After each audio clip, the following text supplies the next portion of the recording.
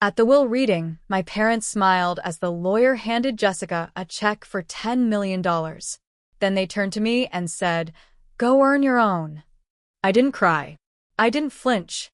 I just stared at the mahogany table, pretending my heart wasn't hammering against my ribs like a caged bird. Then something shifted. An elderly woman in a charcoal blazer stood up. "There's one more document," she said, unfolding a sealed envelope with my uncle's distinctive handwriting across the front. My mother's smile cracked. My father's knuckles went white. Jessica's confident smirk faltered. That envelope changed everything. It was the beginning of a reckoning that would shatter every carefully crafted illusion they'd built. And it started in a place I hadn't visited in over 2 years, my uncle's bookshop in the heart of Seattle, where the scent of old paper once meant sanctuary and now carried the weight of unspoken truths. I hadn't been back to the Gilded Page since the autumn before Uncle Daniel passed. It was unsettling how something so familiar could feel like foreign territory. The brass bell above the door still chimed the same welcome, but as I pushed inside, the sound felt hollow, like an echo of something precious that had been lost. The narrow aisles lined with floor-to-ceiling bookshelves looked exactly the same, but I didn't feel like I belonged. When I approached the counter, I half expected silence. Instead, I got, "So, you finally decided to show up." Aunt Sarah's voice hadn't changed, still soft but with an edge that could cut through steel. Her reading glasses hung from a chain around her neck, her silver hair pulled back in the same loose bun she'd worn for decades. I stood frozen, searching her face for something, anything. Warmth, recognition, confusion. But there was only disappointment. "Aunt Sarah, what's going on?" I asked, taking a hesitant step forward. "They told me you were too busy with the estate, that you didn't want visitors, that you needed time to grieve." Her expression hardened. "Your uncle asked for you, Maya. Every single day in the hospital. He kept asking when you were coming to visit." I swallowed hard, my mouth suddenly dry. "That's not true. I tried to come. I called multiple times. Jessica said you weren't taking visitors, that you wanted to be left alone." Aunt Sarah's eyes narrowed. "We never said that. Daniel waited for you until the very end." There was a long, painful silence. Then she turned and walked toward the back office without another word. I followed her through the maze of bookshelves, the familiar creak of the old floorboards now sounding like accusations with each step. She returned carrying a worn address book, its leather cover soft with age. "This is the number he kept trying to call," she said, opening it to a page marked with a yellow sticky note. I recognized his handwriting immediately. Neat, careful letters with just a slight tremor from the medication. But the number on the page wasn't mine. Not even close.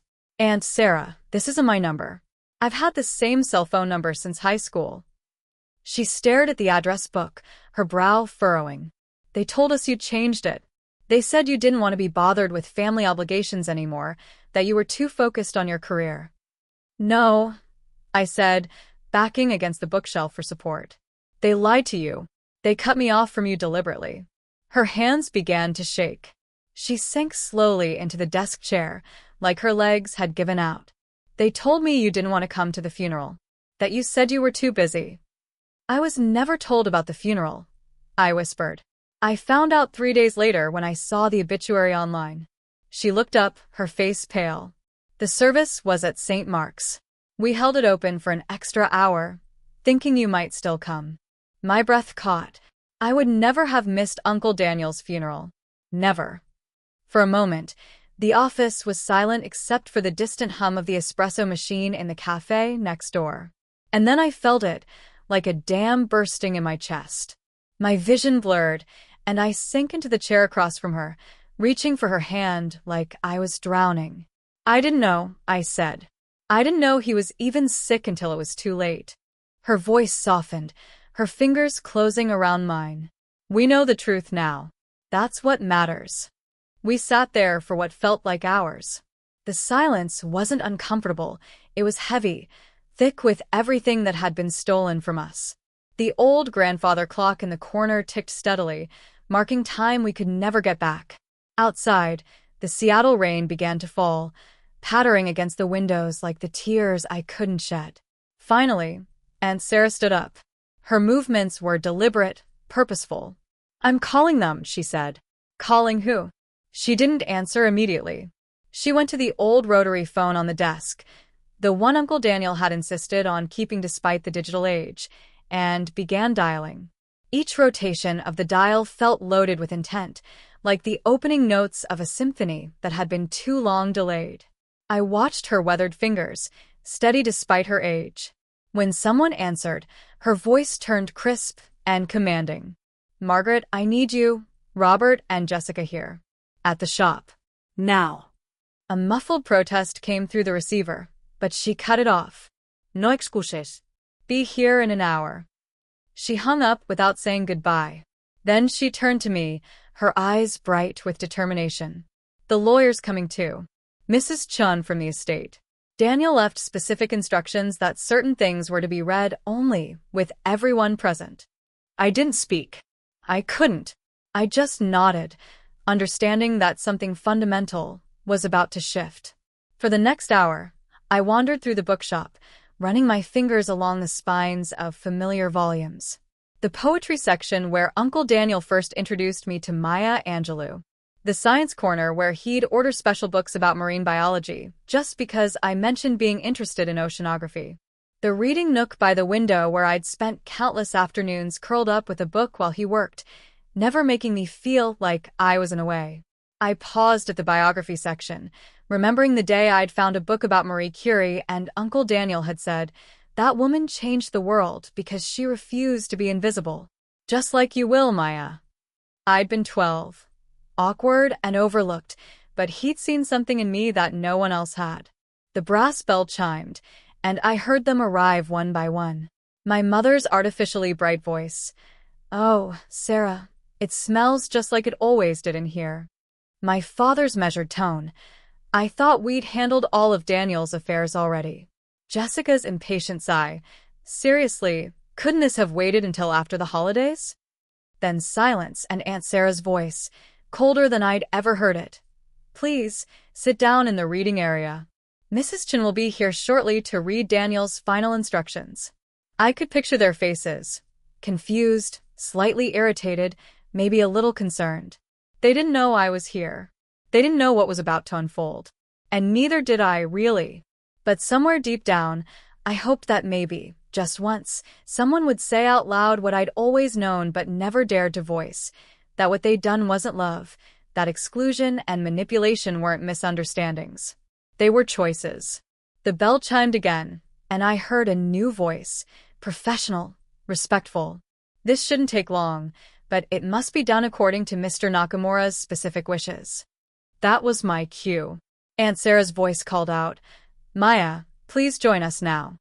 I took a deep breath and walked toward the reading area at the front of the shop. 3 heads turned in my direction, and I watched their expressions crumble in real time. My mother's smile froze mid-expression. My father's jaw tightened. Jessica's face went pale, like she'd seen a ghost. The air between us crackled with tension. They weren't just surprised to see me, they were terrified. All 3 of them stared. My mother blinked rapidly, as if she could make me disappear. My father adjusted his tie, a nervous habit I remembered from childhood. Jessica's mouth opened slightly, but no words came out. She looked like an actress who'd forgotten her lines. I kept my shoulders straight and my chin up. If they expected me to cower or apologize for existing, they'd be disappointed. Aunt Sarah gestured to an empty chair in the semicircle they'd formed. I sat down slowly, focusing on my breathing.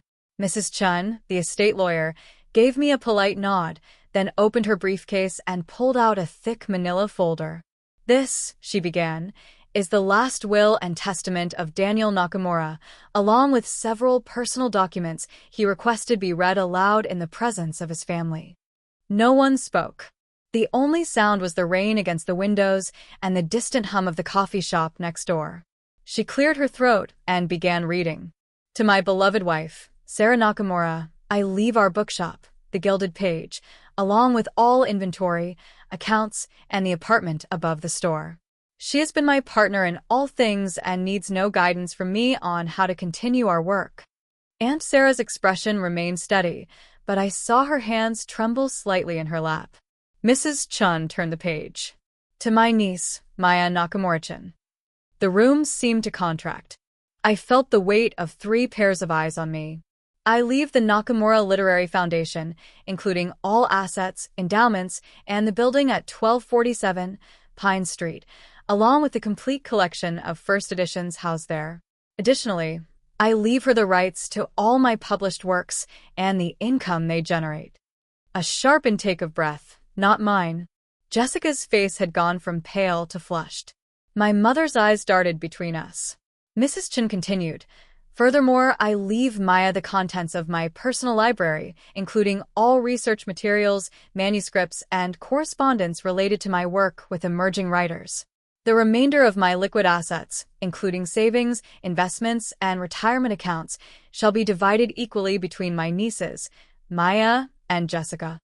The silence that followed was deafening. Then Jessica shot to her feet, her chair scraping against the hardwood floor. What? She demanded. He gave her the foundation?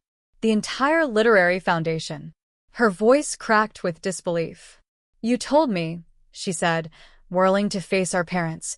You said if I just kept visiting him, if I smiled and brought him flowers, that I'd inherit everything. You said Maya didn't care about any of this. My father's face remained impassive, but I caught the slight tightening around his eyes. My mother stared at her hands like they might hold answers. I sat perfectly still, watching my family unravel. Mrs. Chun raised her hand calmly. There is more. Mr. Nakamura also left a personal letter for Maya, which he specifically requested be read aloud in front of the family. Jessica let out a bitter laugh that had no humor in it. Aunt Sarah retrieved a sealed envelope from her purse and handed it to the lawyer. He wrote this the night before he went into hospice care, she said quietly. He made me promise to keep it safe. Mrs. Chen opened the envelope carefully, unfolding several sheets of paper covered in Uncle Daniel's careful handwriting. To my dearest Maya, she began reading. The words hit me like a wave of warm water. If this is being read, then I am no longer able to tell you in person what I should have said more often. You are exactly who you were meant to be. Jessica slumped back into her chair. Mom's fingers twisted in her lap. Dad stared out the window at the rain. You were always the one who asked the right questions, who saw connections others missed, who cared more about understanding than being understood. I felt my throat tighten, but I didn't look away. I wanted them all to hear every single word. Mrs. Chen's voice remained steady as she continued. I remember when you were 8 years old, and you spent an entire afternoon organizing my poetry section by emotional themes instead of alphabetical order. When your mother scolded you for messing up my system, you cried. But later, when Mrs. Peterson came in looking for something to help with grief, you led her straight to the perfect book. My chest tightened. I remembered that day. I'd been so proud of my system, so hurt when Mom had called it silly.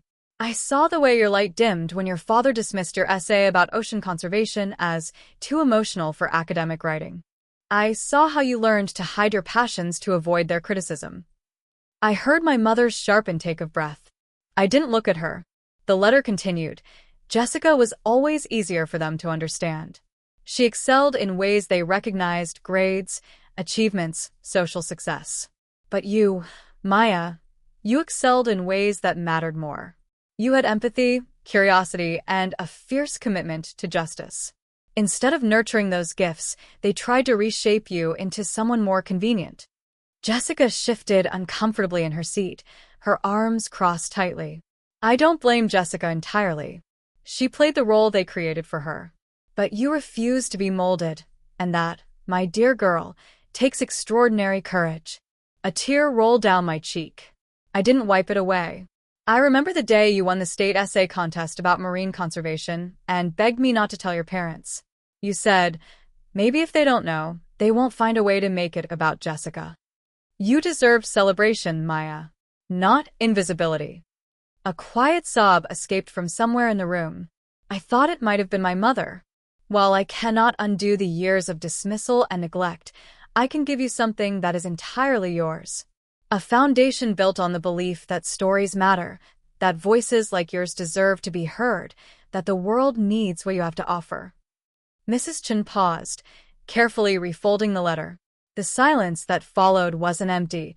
It was full of recognition, regret, and something new. Truth. I cleared my throat softly. "I remember that essay contest," I said, my voice barely above a whisper. "I came home so excited, and Dad said it was nice, but maybe I should focus on subjects with more practical applications." Jessica flinched. My father finally looked at me. "Maya, that's not exactly how." "Yes, it is," I interrupted, my voice growing stronger. "It's exactly how it was. Every time I accomplished something, you either ignored it or found a way to diminish it. And Jessica," I turned to my sister, "you were so busy being perfect that you never noticed how they were erasing me." She scoffed, but there was no real bite in it. "Oh, please. You always played the victim. I worked hard for everything I got." I nodded. "Yes, you did. But you worked hard at being who they wanted you to be. I worked hard at being myself, and that was never good enough." My mother stood up abruptly. "Stop it, Maya. You're rewriting history. This family has always supported you. This family," Aunt Sarah cut in sharply, "has spent years gaslighting Maya into believing she didn't matter. I watched it happen, and I'm ashamed I didn't intervene sooner." Mom turned to her, stunned. "Sarah, don't be dramatic." "Dramatic." Aunt Sarah's voice rose. "I believed you when you said Maya was too busy with college to visit. I believed you when you said she didn't want to be bothered with family dinners. I should have picked up the phone myself." My father shifted uncomfortably. "Look, Maya got her education, her internships, her opportunities.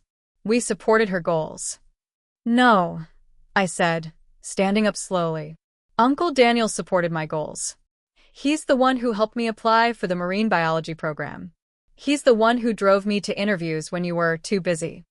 He's the one who listened when I talked about my research." My voice started to crack.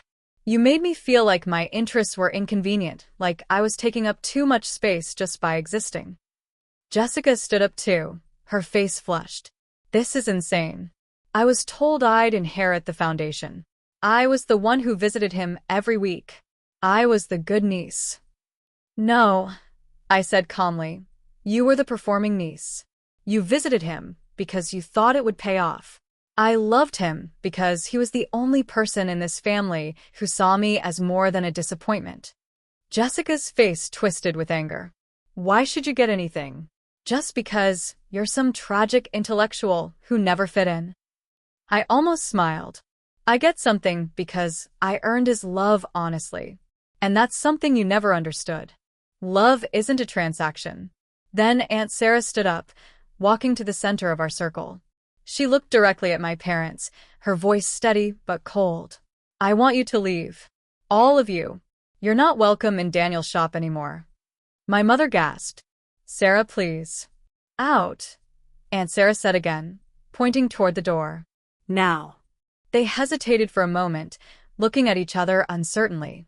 Then Jessica grabbed her purse and stormed out, the brass bell clanging violently as she yanked the door open. My parents followed, muttering about lawyers and legal challenges. For the first time in my life, they left without taking anything from me with them.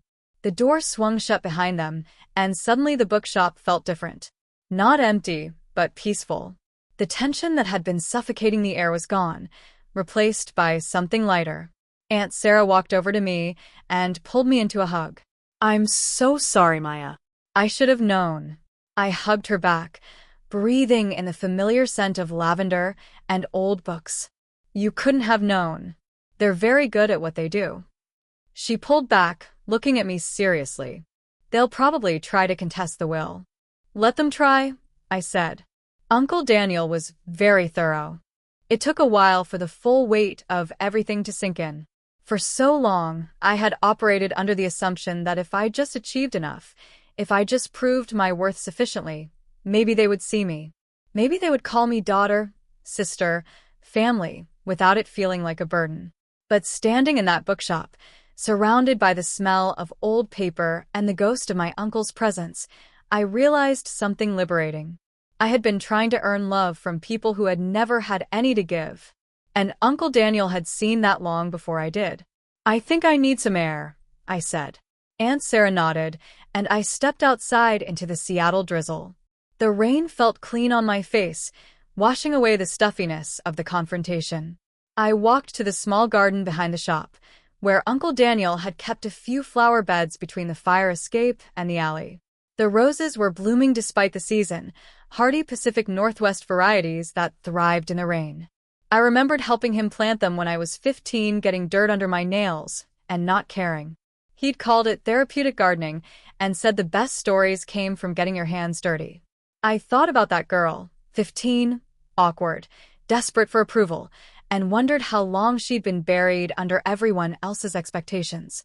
When I came back inside, Aunt Sarah had put the kettle on the hot plate in the office. She moved slowly but deliberately, pulling out 2 mismatched mugs from the shelf above the desk. "You know," she said, "Daniel started planning the foundation expansion 3 years ago, long before he got sick." I looked at her, surprised. "He never mentioned that to me." He said he wanted to create a space where writers like you could flourish without having to compromise their vision for commercial success. She poured the hot water over tea bags. He called it sanctuary for the storytellers. I felt tears coming again, but these were different. Warm, grateful, healing tears. "I don't know if I'm ready for that kind of responsibility." She handed me a mug. "Daniel believed you were. And more importantly, he believed you'd figure it out as you went." That's what he did with the bookshop. That night, I stayed in the apartment above the shop for the first time in years. The guest room still had the same quilted bedspread and the view of the alley where cats gathered near the dumpster from the Thai restaurant. I lay awake listening to the sounds of the city, cars on wet pavement, the occasional siren, the hum of the neon sign from the 24-hour laundromat across the street. But mostly I thought about the foundation, about the building on Pine Street I'd never seen, about the writers who might find sanctuary there, about the stories that might be born from a place where people didn't have to perform to be worthy of support. The next morning, I made coffee for both of us and brought it to the reading nook where Aunt Sarah was already sorting through the morning mail. She looked up and smiled, the first genuine smile I'd seen from her in years. "So," she said, "what now?" "I think I go see it," I said. "The foundation building. The collection." She nodded. He'd like that. "He spent months getting everything ready for you." I looked out the window, at the city waking up. For the first time in a long while, I didn't feel like I had to run from something or prove myself to anyone. I didn't feel invisible. And that, more than money, more than any inheritance, was the first real gift I'd ever received from this family. Uncle Daniel had left me more than a foundation. He'd left me permission to take up space in the world. The first time I saw the foundation building, I wasn't prepared for what I found. The address led me to a converted warehouse in the Capitol Hill district, all exposed brick and tall windows. From the outside, it looked like any other Seattle industrial building that had been gentrified into artist studios or tech offices. But inside, it was magic. The main floor had been transformed into a library and reading room, with comfortable chairs arranged in clusters around natural light. Floor-to-ceiling bookshelves lined the walls, filled with volumes I recognized from Uncle Daniel's personal collection, first editions, rare manuscripts, books signed by authors I'd only dreamed of meeting.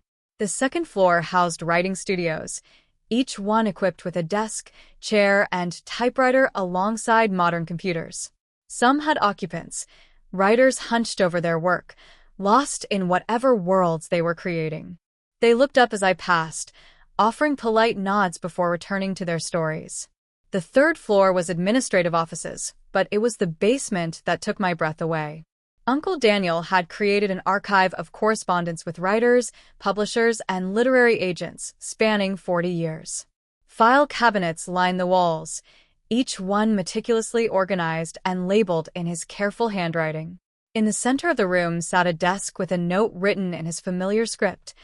"For Maya, start here." I opened the desk drawer and found a folder marked Current Projects. Inside were grant applications, manuscript submissions, and correspondence with writers seeking support.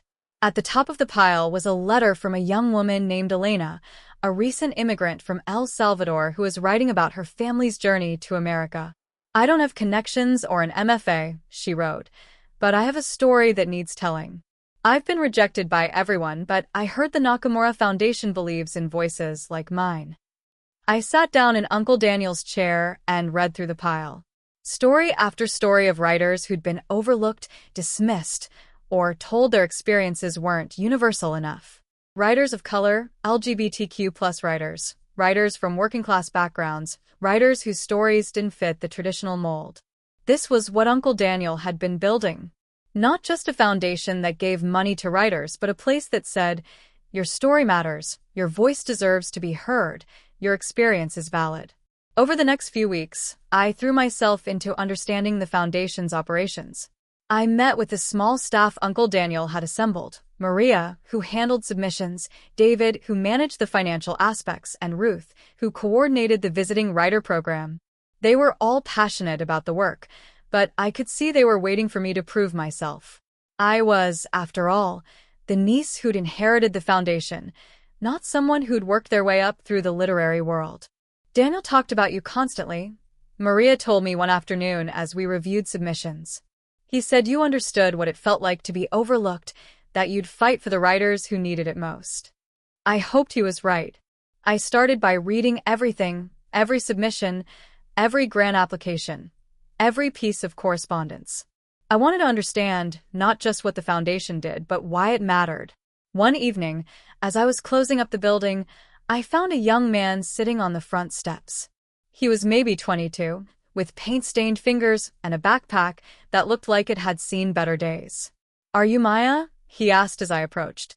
I nodded, curious. "I'm Alex," he said. "I've been trying to get an appointment for weeks. I heard about the Foundation from a friend, and He trailed off, looking embarrassed. "Why don't you come in?" I said, unlocking the door. "We can talk." Inside, I made tea while Alex told me his story. He'd been writing since he was 14, but his family didn't understand. They wanted him to focus on practical career paths. He'd been working construction to pay for community college, writing in his spare time, sending out stories that came back with form rejections. "I don't need much," he said. "Just maybe some guidance, or someone to tell me if what I'm writing is worth pursuing." I read his story that night. It was rough around the edges, but it had something, a voice that was authentic, a perspective that was fresh. It reminded me of my own early writing, before I'd learned to doubt myself. The next day, I called Alex and invited him to join our Emerging Writers Workshop. It was a small group that met weekly in one of the upstairs studios. I watched him during that first session, saw how he lit up when other writers responded to his work, how he offered thoughtful feedback to others. That's when I understood what Uncle Daniel had been building. Not just a foundation that published books or gave out grants, but a community. A place where writers could find their tribe, where stories could be nurtured from their earliest stages. The email arrived 6 months after the will reading. It was from a lawyer I didn't recognize, representing Jessica. The subject line was simple: meeting request. I braced myself for another legal challenge, another attempt to overturn Uncle Daniel's will. But when Jessica arrived at the Foundation, she looked different. Gone was the designer wardrobe and perfect makeup. She wore jeans and a simple sweater, her hair pulled back in a ponytail. "I'd like to see what you've done with it," she said quietly. The Foundation. What Uncle Daniel built. I could have said no. After everything that had happened, I would have been justified in turning her away. But something in her voice stopped me. I gave her the full tour. We walked through the library, past the writing studios where authors were working on their latest projects. I showed her the archive, the correspondence with writers from around the world, the wall of published books that had come through the Foundation's support. She didn't say much, just asked quiet questions. How do you choose which writers to support? What happens after you publish their work? Do you ever reject anyone? When we reached the community room, where the evening writing workshop was in session, she stopped.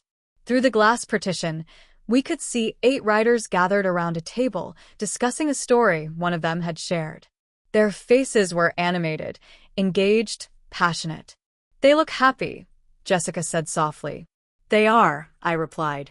This is the first place some of them have felt understood. She turned to me, and I saw something in her eyes I'd never seen before, vulnerability. I don't expect you to forgive me, she said. I just wanted to see what he saw in you. I stayed quiet, letting her continue. I spent so long being who they wanted me to be that I forgot who I actually was. And watching you up there, she gestured toward the workshop, I can see why Uncle Daniel believed in you. You're not performing.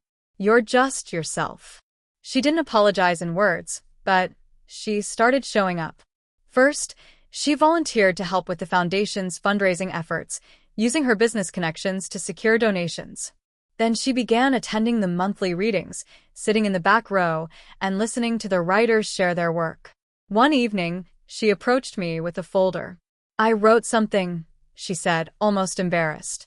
I don't know if it's any good, but I thought, maybe you could read it? I opened it that night.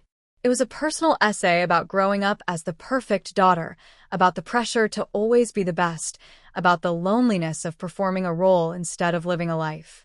It wasn't perfect, but it was honest. It was her. I'd like to workshop this, I told her the next week. If you're interested. She joined the emerging writers group, and for the first time in our lives, I saw my sister as a person rather than a performance. She was thoughtful, insightful, and surprisingly vulnerable in her feedback to other writers. We're not close the way some sisters are. Too much has happened for that. But in this space that Uncle Daniel created, we've found a way to be honest with each other. And maybe that's enough. My parents never came back. Sometimes I see their names in the society pages of the newspaper, at charity galas or country club events. They retired to Arizona, where they can play golf year-round and avoid the Seattle rain. I don't hate them anymore, but I don't miss them either. They made their choices, and I made mine. What I think about is the work. The foundation has grown beyond anything I could have imagined.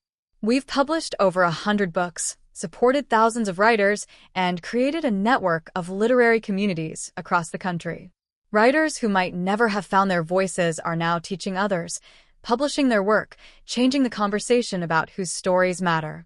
Last month, I stood on a stage in New York accepting an award for the Foundation's work in supporting diverse voices in literature. The lights were bright, but I didn't shy away from them. I wore a simple black dress and Uncle Daniel's fountain pen in my jacket pocket, the one Aunt Sarah had given me on the Foundation's first anniversary. He always said you'd change the world, she told me when she pressed it into my hands. Not by becoming someone else, but by being exactly who you are. In my acceptance speech, I talked about the writers we'd supported, the stories that might have been lost without the Foundation's help. I talked about the importance of creating spaces where people don't have to perform to be worthy of support. But mostly, I talked about Uncle Daniel's belief that every voice matters, that every story deserves to be heard, that the world is better when we make room for perspectives that might otherwise be silenced. The audience gave me a standing ovation, but as I looked out at the crowd, I thought about the people who weren't there. The writers back in Seattle, working on their stories in the quiet studios of the Foundation. The readers who would discover new voices because we'd helped bring them into the world. The young writers who would grow up knowing that their stories mattered, that they didn't have to choose between authenticity and acceptance. These days, Aunt Sarah lives in a small apartment near the bookshop, which she still runs with the help of a young manager named Chris. She's slower now, but still sharp as ever when it comes to recommending the perfect book for each customer. We have dinner together every Sunday, and she tells me stories about Uncle Daniel I've never heard before. He always knew you'd come into your own, she said just last week. Even when you were that shy little girl hiding in the poetry section, he could see the woman you'd become. Maybe he was right. Maybe I just needed to grow into the space he'd created for me, to learn that taking up room in the world wasn't something to apologize for. Some evenings, I walk through the Foundation building after everyone has gone home. I pass the library where tomorrow's writers will find inspiration, the studios where stories are being born, the archive where Uncle Daniel's correspondence with generations of writers lives on. I end up in the basement, sitting at his desk, surrounded by the letters and manuscripts of writers seeking support.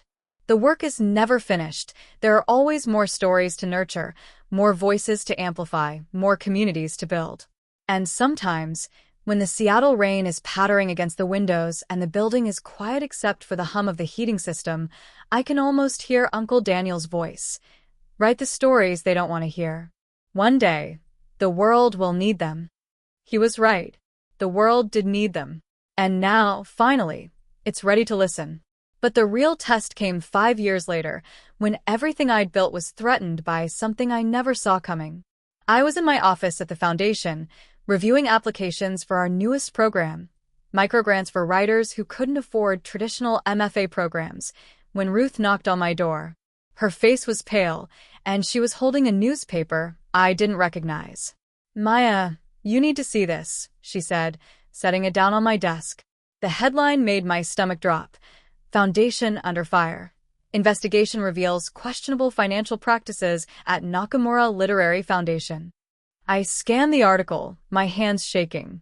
Anonymous sources claimed we were misusing funds, that the foundation was a vanity project for a privileged heiress, that we were giving preference to writers based on personal relationships rather than merit.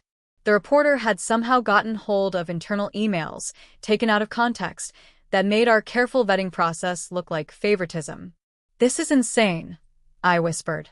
"None of this is true." Ruth sat down across from me. "Maya, look at the byline." I glanced at the bottom of the article. The reporter's name was Patricia Whitmanson. My mother's maiden name was Whitman. "It's a relative," Ruth said quietly. "Has to be." I felt like the ground was shifting beneath me. After 5 years of peace, of building something beautiful and meaningful, they were back. Not directly, they were too smart for that, but through connections through distant family members who could be convinced to do their bidding. Over the next week, the story spread. Other publications picked it up, each adding their own speculation and criticism. Social media erupted with debates about nepotism and privilege in the arts. Writers who had been supported by the foundation found themselves defending us in Twitter threads and blog posts, but the damage was spreading faster than we could contain it. The worst part was the doubt it planted. I started second-guessing every decision, wondering if maybe there was some truth to the accusations. Had I been too lenient with certain writers? Had I let personal feelings cloud my judgment? 3 days after the first article ran, Aunt Sarah called me. "Have you seen the news?" she asked. "It's hard to miss," I said, slumping in my chair. "This has your parents' fingerprints all over it. The timing, the sources, the angle, it's too coordinated to be coincidence." I'd been thinking the same thing. But what can I do? If I respond publicly, it just gives the story more oxygen. If I don't, people assume it's true. "You do what Daniel would have done," she said firmly. "You tell the truth, and you trust that the people who matter will listen." That evening, I sat down at Uncle Daniel's old desk and wrote a response. Not a defensive rebuttal, but a clear, honest explanation of how the foundation operated, complete with financial records, testimonials from writers we'd supported, and documentation of our selection process. I published it on our website and sent it to every major literary publication. I also did something I'd never done before. I called Elena, the Salvadoran writer whose letter had been the first one I'd read in Uncle Daniel's desk. She was now a published author, teaching at a community college in Los Angeles. "Elena, I need to ask you something, and I need you to be completely honest. Do you think the foundation has been fair in its selection process? Do you think we've shown favoritism or bias?" There was a long pause. Then she laughed, not unkindly, but with genuine surprise. "Maya, are you serious? The foundation is the only organization that ever looked at my work without asking me to make it more universal or less ethnic. You published my story exactly as I wrote it, in both English and Spanish. You didn't try to change my voice to make it more palatable." Her words steadied me, but I needed to hear more. Over the next few days, I called writer after writer, asking the same difficult questions. The responses were consistent. The foundation had been a lifeline, a place where authentic voices were valued over commercial appeal. Alex, the young man I'd met on the steps 5 years earlier, now had 2 published novels and was teaching creative writing. "You saved my career," he told me. "But more than that, you saved my voice." Without the foundation, I would have given up. Slowly, the literary community began to rally. Writers published their own testimonials, sharing how the foundation had supported them not despite their differences, but because of them. Publishers spoke up about the quality of work coming from our programs. Literary critics who had initially been skeptical started digging deeper into the allegations and finding them baseless. But the most powerful response came from an unexpected source, Jessica. She published an open letter in The Atlantic titled "What My Sister Built," a personal response to the Nakamura Foundation controversy. In it, she detailed our family history, my parents' manipulation, and the years of lies that had kept me from Uncle Daniel. She wrote about her own journey from performing perfection to finding her authentic voice through the Foundation's writing program. "I spent years being jealous of my sister," she wrote, "not because she inherited a foundation, but because she had the courage to be herself in a family that punished authenticity." The Nakamura Foundation doesn't show favoritism, it shows faith. Faith that every voice matters, faith that stories can change the world, faith that art doesn't have to be safe to be valuable. The article went viral. Suddenly, the narrative shifted from privileged heiress plays favorites to family attempts to destroy foundation built on love and authenticity. The original reporter, Patricia Whitman-Chin, was revealed to be my father's second cousin, someone who had been fed information and coached on the angle to take. But the real vindication came 3 months later, when the foundation received a call from the MacArthur Foundation. They wanted to award us a major grant, recognizing our work in democratizing literary achievement and amplifying marginalized voices in American literature. Standing on the stage to accept the award, I thought about Uncle Daniel's letter, the one that had started all of this. He'd written that I had the courage to write my own role, but I realized that wasn't quite right. I hadn't written my own role. I discovered it. The role had always been there, waiting for me to grow into it. The attempts to discredit the foundation only made us stronger. We implemented even more transparent processes, created an external advisory board, and established clear protocols for everything we did. We turned the crisis into an opportunity to model the kind of integrity Uncle Daniel had always believed in. And something else changed too. The attack had forced the literary world to examine its own biases, to ask harder questions about whose voices were being heard and whose were being silenced. Other foundations began adopting our practices. Publishers started seeking out the kind of diverse voices we'd been supporting all along. 2 years after the controversy, I received a letter that made everything worth it. It was from a 16-year-old girl named Sophia, a refugee from Syria who had learned English through books from our library program. "Dear Ms. Nakamura," she wrote in careful, precise handwriting, "I read about your foundation in my school newspaper. My teacher says you help writers like me, writers whose stories might not fit in normal places. I am writing about my family's journey to America, about the people we left behind, about learning to call a new place home. I don't know if it's good enough, but I know it's true. Will you read it?" I called her that same day. Her story was raw, heartbreaking, and beautiful. We accepted her into our youth writing program, and I watched her bloom over the following months.